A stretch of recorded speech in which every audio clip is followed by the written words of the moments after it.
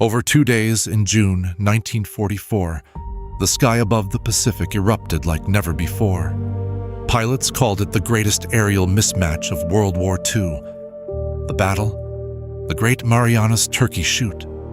But what was it, and why did Japanese pilots say they were fed to the sharks? By the summer of 1944, the U.S. Navy was on the offensive.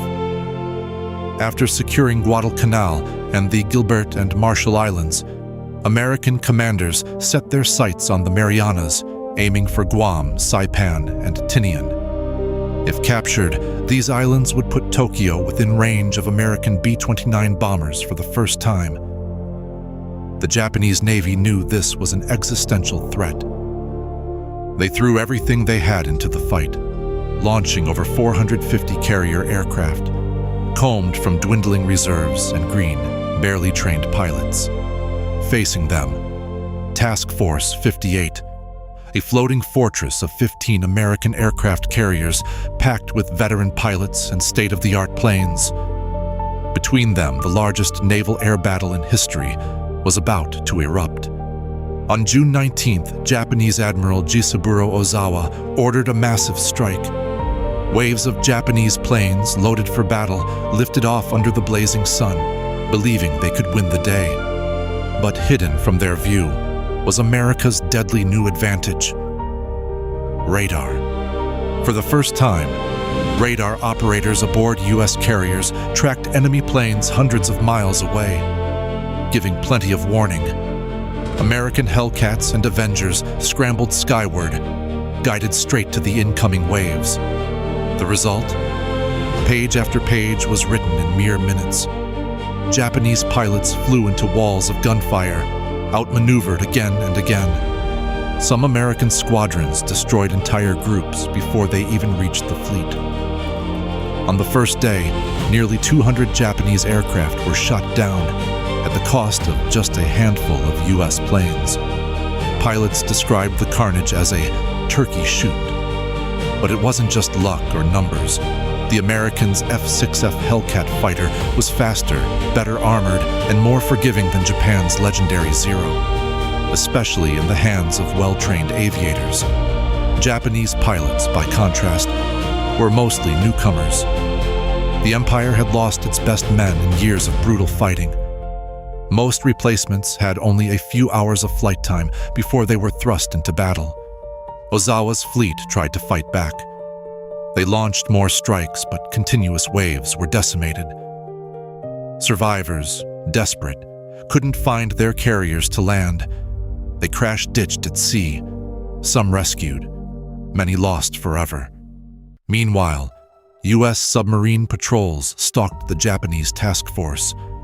The subs USS Albacore and USS Kavala torpedoed and sank 2 of Ozawa's largest aircraft carriers, Taiho and Shokaku. By June 20th, the scale of the defeat was clear. Japan launched its final aircraft, hoping to inflict any damage.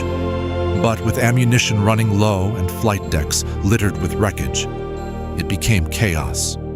As darkness fell, American pilots returned from the last raids, low on fuel, some ditching in the sea. But the bulk of the fleet, and all its carriers, remained untouched. In just 2 days, over 600 Japanese planes had been destroyed, along with 3 aircraft carriers. American losses: about 130 planes, a fraction, most lost to running out of fuel, not enemy fire.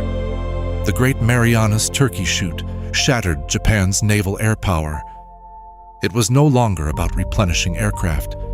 It was about losing whole generations of skilled flyers. For the U.S., it was a turning point.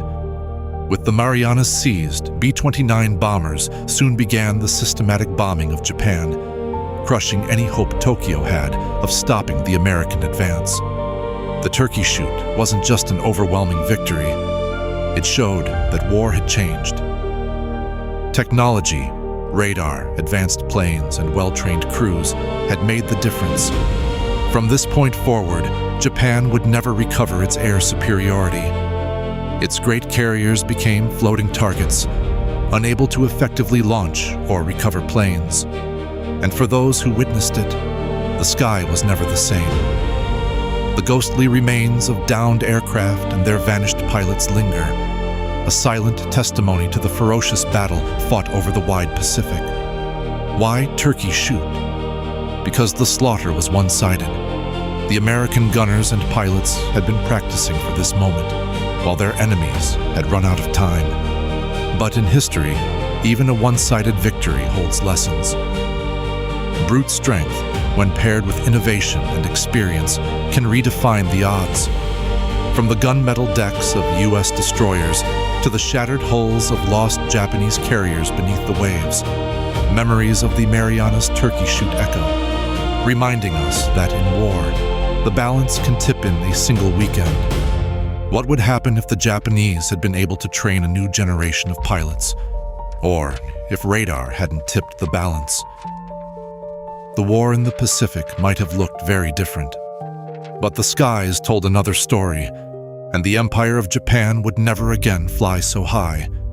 Next time, we'll go deep into the B-29's first strikes launched from those hard-fought islands, and see how the Marianas changed not just a battle, but the world.